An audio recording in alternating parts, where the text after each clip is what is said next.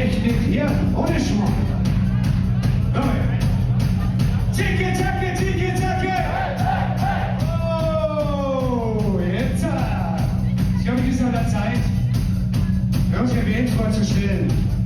Da hinten sitzt jemand am Schlagzeuger, wenn es den nicht sehen kennst. Ja? So immer schon hart, dass es sieht. Wenn wir sich jemand auf Seiten, vielleicht sieht man besser, genau, wunderbar. Ohne ihn würde es Monaco Company nicht geben. Die ganze Stadt kennt ihn, die ganze Stadt liebt ihn. Joe Huhn an den Drums.